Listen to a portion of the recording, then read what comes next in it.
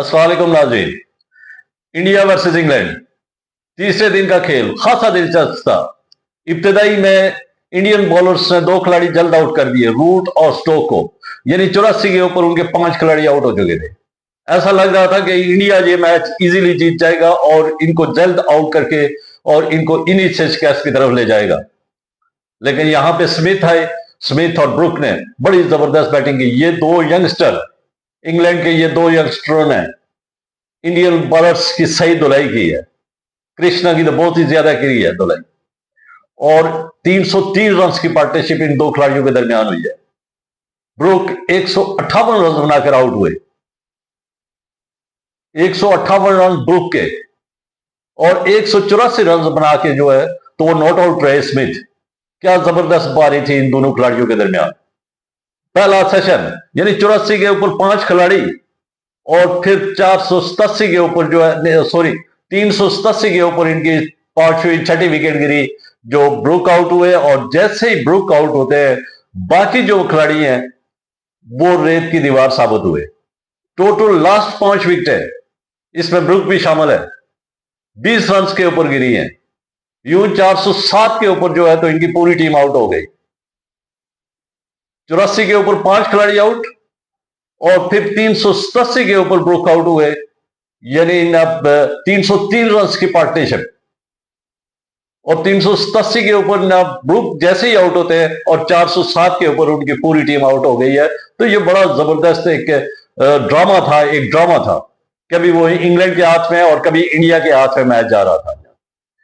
एक मौके पे तो इंडियन बॉलर्स बिल्कुल बेबस नजर आ रहे थे जब स्मिथ और ब्रुक खेल रहे थे, और जैसे ही ब्रुक आउट हुए उसके बाद नक्शा चेंज हो गया और खेल में वापस आ गए इंडियन बॉलर्स। और सराज की बड़ी जबरदस्त परफॉर्मेंस है, उसने 6 खिलाड़ियों को आउट किया।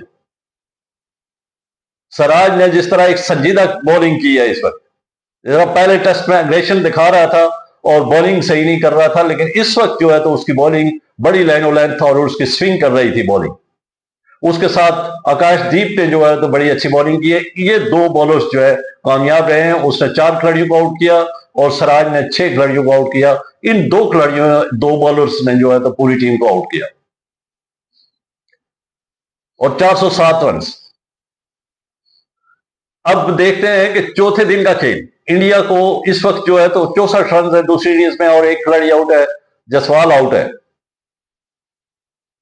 केएल राहुल और करण नायक खेल रहे हैं। इनको थोड़ा सा तेज खेलना होगा चौथे दिन, टी के तक इनको खेलना होगा और ज्यादा से ज्यादा जो है तो स्कोर करना होगा।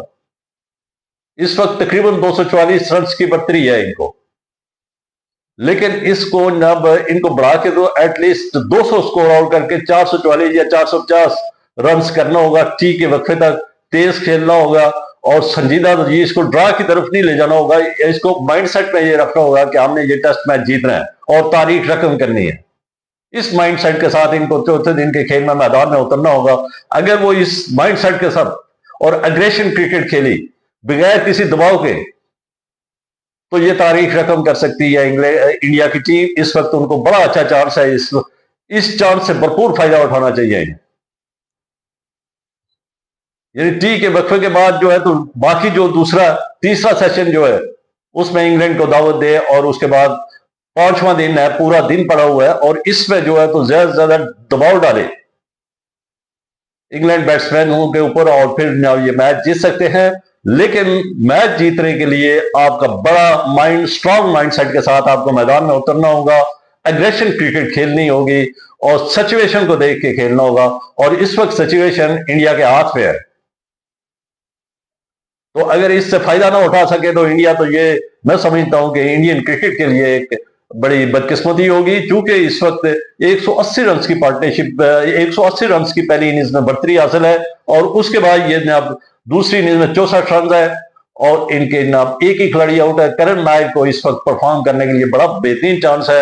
आजादाना स्ट्रोक खेल सकते हैं, इजी माइंड है, कोई दबाव नहीं है और इस दबाव से वो निकल सकते हैं। इसकी परफॉर्मेंस के ऊपर सवालिया निशान है।